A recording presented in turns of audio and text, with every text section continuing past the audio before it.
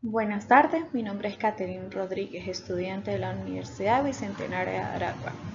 La neurociencia es el estudio científico del sistema nervioso, incluyendo su estructura, su función, el desarrollo y patología. Esto abarca lo que es el cerebro, la médula espinal y las neuronas que parten desde las partes del cuerpo. A continuación abordaré temas interesantes donde se tomarán en cuenta lo que es el comportamiento, el sueño, la dosificabilidad, la memoria, y otros temas que suelen ser interesantes. Por ello, se toman en cuenta las funciones mentales superiores y para la emoción.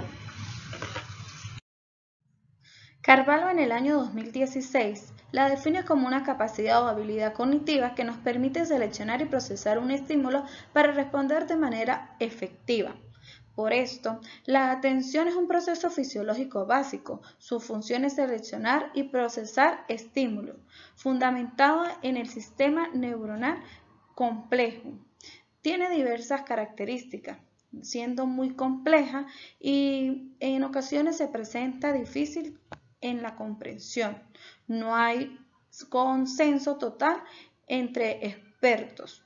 Además, tiene como objetivo de estudio comprender componentes, describir modelos teóricos y llegar a la descripción del conocimiento. Por otra parte, tenemos que la memoria Neuron en el año 2022 hace una corta pero interesante definición, diciendo que la memoria es una capacidad mental cuya función es edificar, almacenar y recuperar información. Partiendo de esta apreciación, definimos la memoria como una función cognitiva que permite mejorar la información conservándola y ascendiendo. Esto puede ser de tipo sensorial, que es inmediata, ¿sí? Memoria a corto plazo, que se va a recordar por periodos cortos, y la memoria a largo plazo, que va a almacenar la información y lo va a recordar posteriormente. Entendemos que el aprendizaje va a avanzar desde un estado inicial, va hacia un desarrollo que es de las adquisiciones de conocimiento, habilidades, valores y experiencias. Esto va a ayudar al crecimiento individual de la persona y se va a notar en los cambios en su comportamiento y de su forma de actuar. Además, es un proceso humano muy complejo. Recordemos que grandes autores como Pavlov, Vygotsky, Piaget y Skinner dieron grandes aportes en los distintos de aprendizajes, como fueron el conductivismo, cognitivismo y constructivismo. En cuanto al lenguaje, la editorial ETC en el año 2024 la define como una capacidad del ser humano que sirve para comunicarse a través de un sistema específico de signos denominados lenguaje. Esto puede ser de forma universal, trayendo consigo signos racionales que va evolucionando.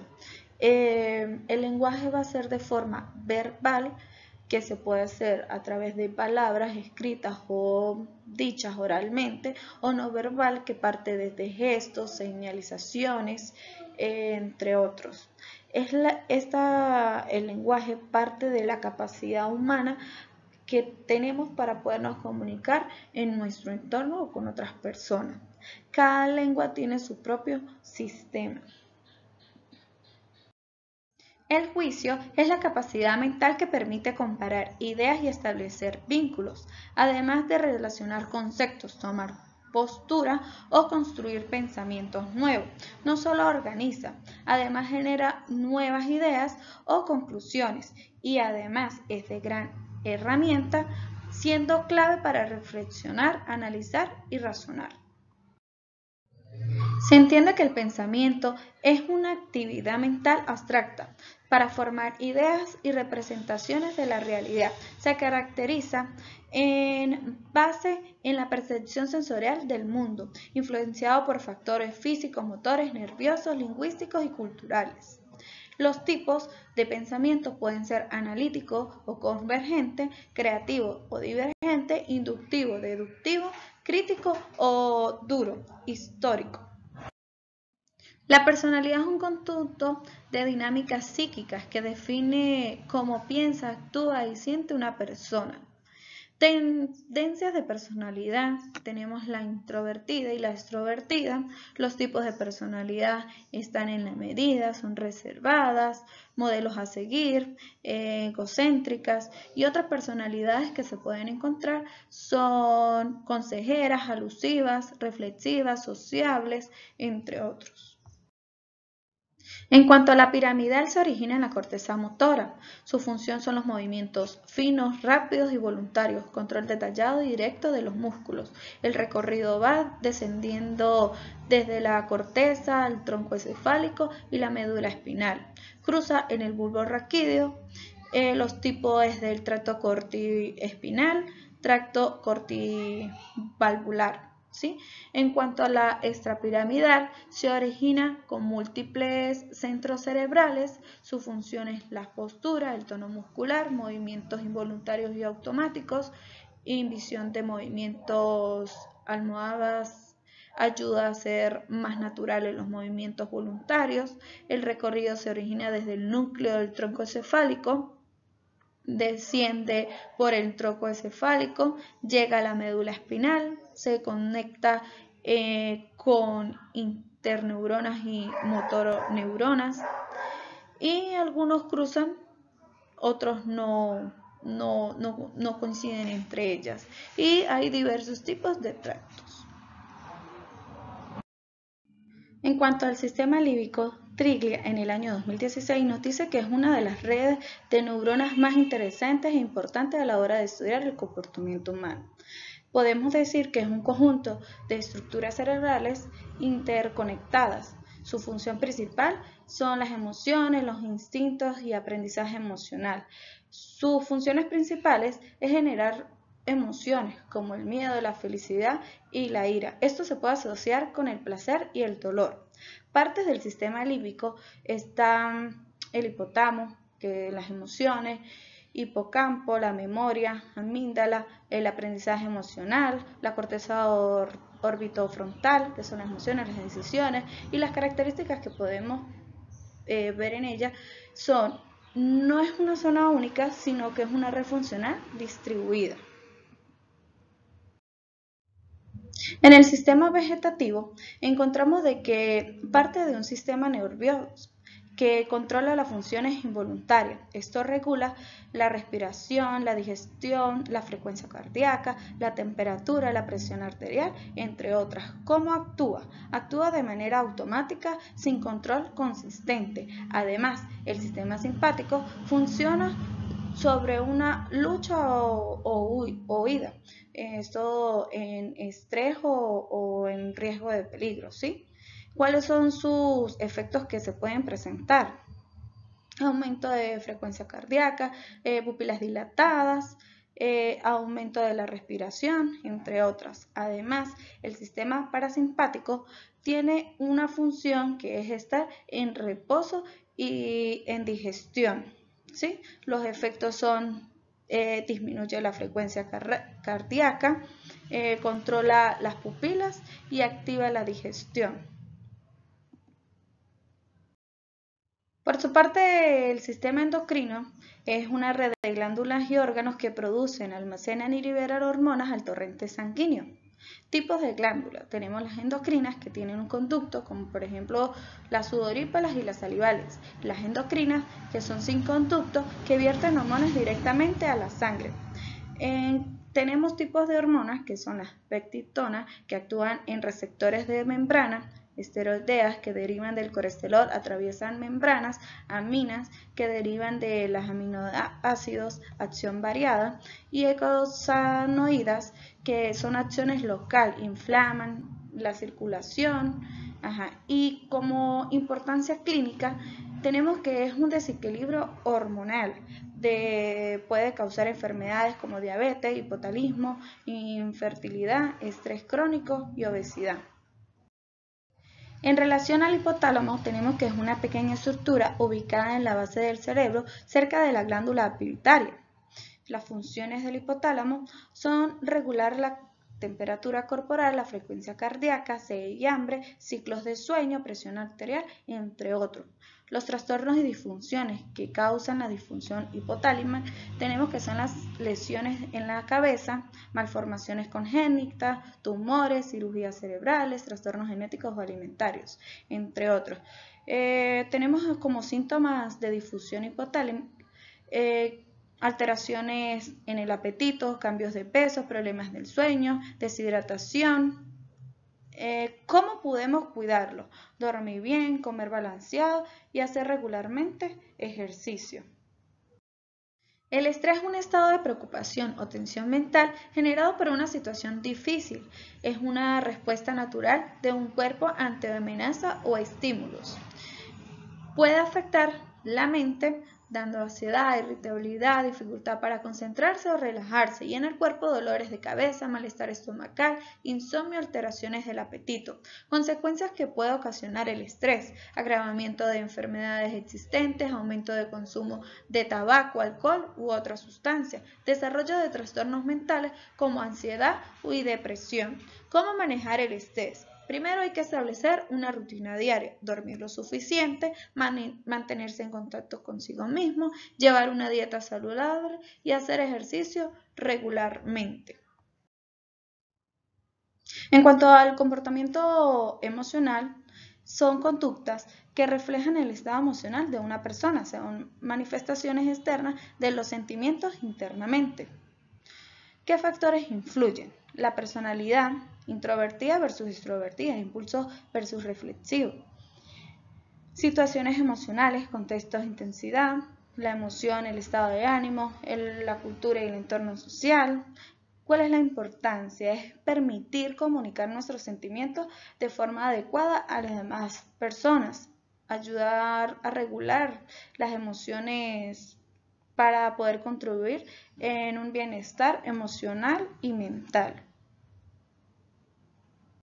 En cuanto a los estados de ira, tenemos que se inicia con la irritación, que es el inicio del enfado, es la sensación de molestia o incomodidad emocional.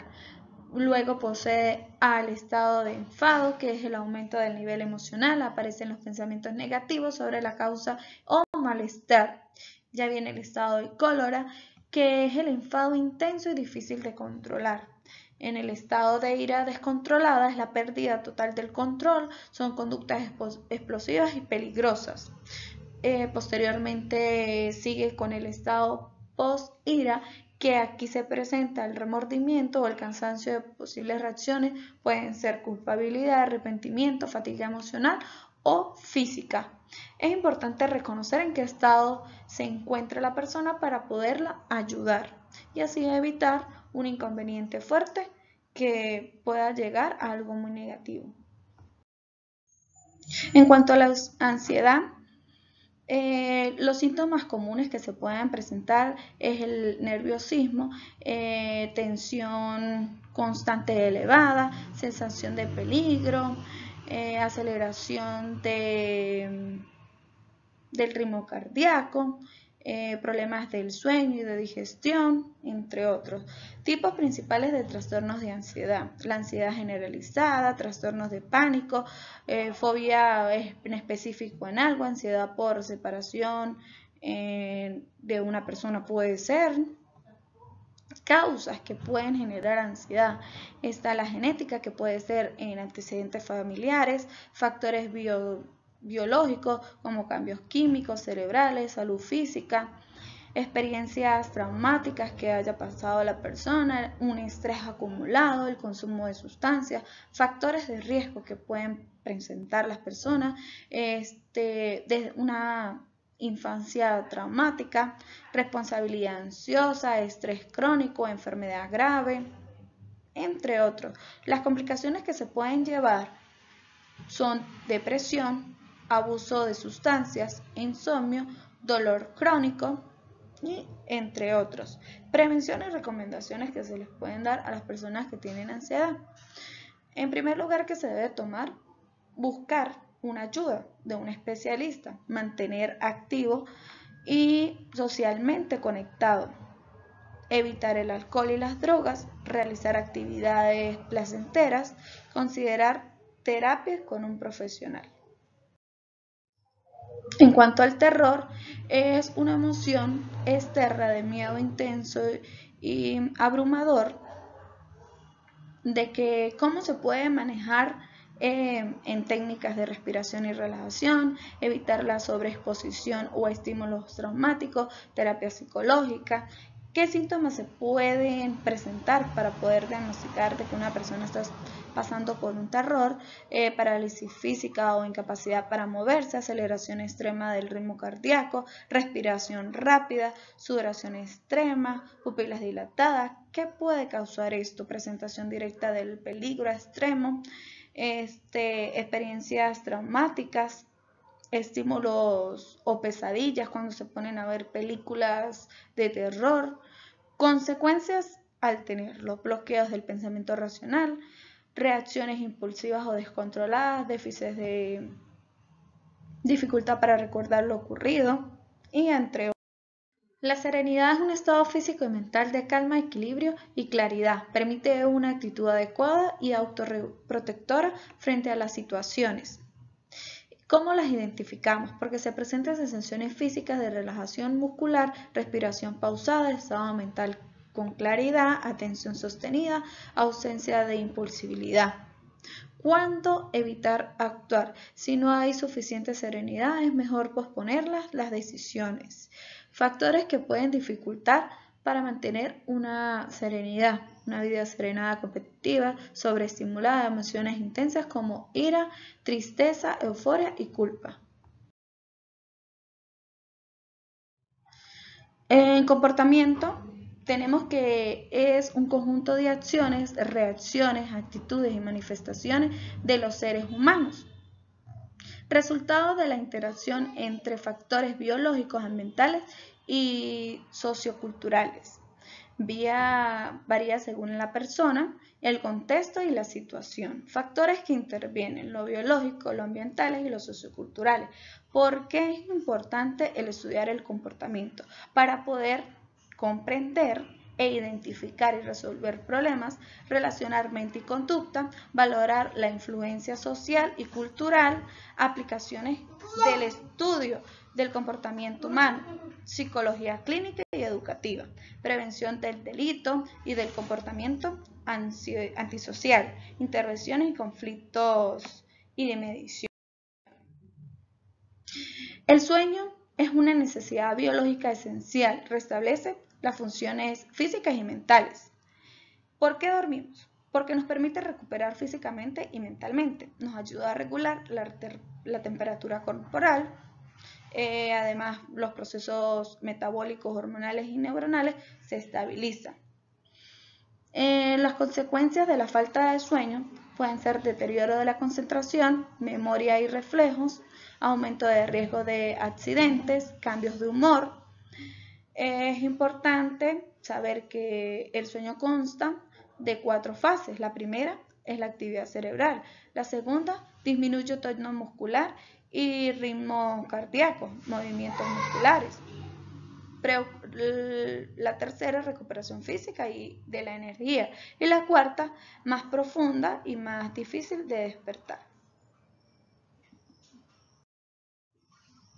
En la vigilia tenemos que es un estado de conciencia en la que la persona está despierta y en contacto con el entorno. ¿Cuáles son las características? La actividad cerebral intensa, reacciones voluntarias, procesamiento de información externas e internas, estado dentro de la vigilia, es vigilia de alerta plena, vigilia relajada, vigilia de disminuida, fatiga, alteraciones que produce son el insomnio diurno, somnolencia excesiva, estados alterados de conciencia, El hambre es una necesidad fisiológica básica del organismo que impulsa la ingesta de alimentos. Los tipos son fisiológica, se alivia al comer; emocional, aparece de forma súbita, condicionada, se da por estímulos externos.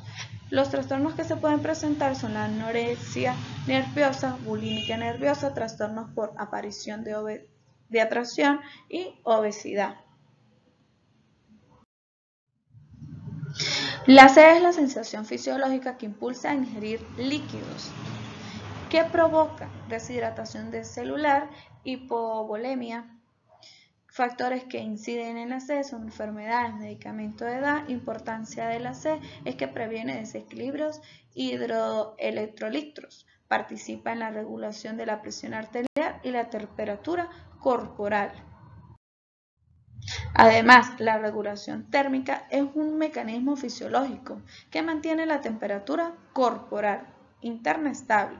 El centro de control está ubicado en el hipotálamo. El mecanismo de regulación es cuando hace frío se dispara el calor, cuando hace frío conversa o genera calor. Los factores que influyen es la edad, el estado de salud, condiciones extremas, ropa y actividad física.